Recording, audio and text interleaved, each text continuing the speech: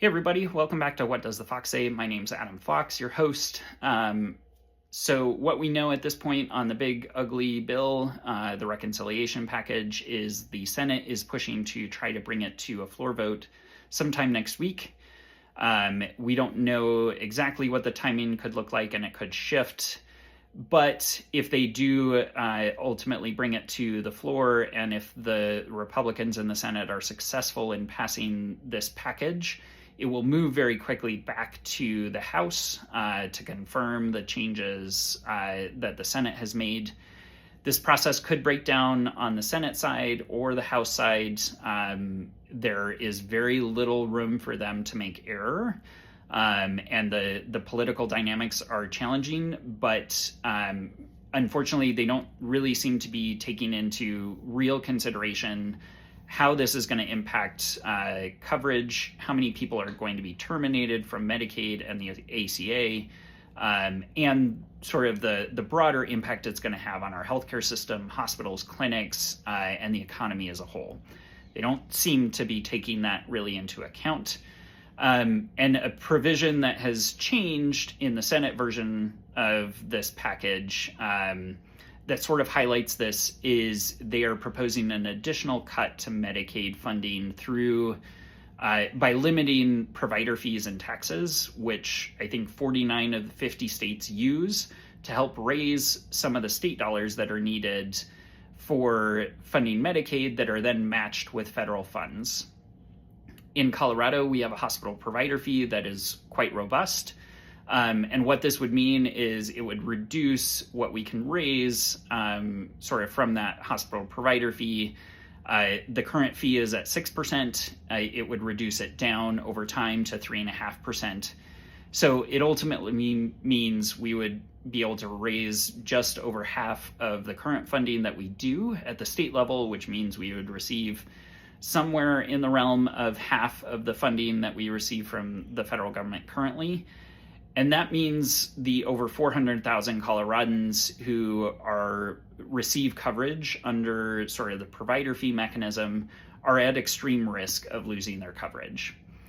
Under the provider fee in Colorado, that is mostly our Medicaid expansion population.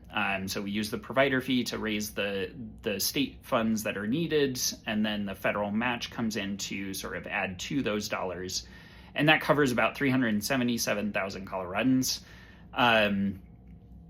But the provider fee also funds the Medicaid buy-in program for folks with disabilities. So that allows folks with disabilities to have higher incomes, be able to work, but still be able to get Medicaid services by buying into the program with sort of some subsidization from the state through this mechanism, because Medicaid is really the only place that people with disabilities can get some of the services they need to live independently and really be able to thrive. So it is crucial for that particular program. It also provides funding for continuous eligibility for children so that they are guaranteed a full year of coverage, which is important for their health and sort of a healthy start in life.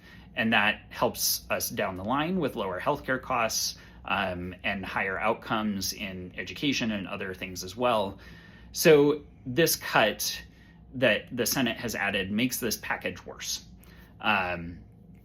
And ultimately, if we look at the package as a whole, between this change, the Medicaid work requirements, which just add administrative barriers for everybody in Medicaid, the cuts to the ACA and making ACA coverage less affordable for folks, all of this combined, we have to anticipate that probably 400 to 500,000 Coloradans would lose coverage from the Senate version of this bill.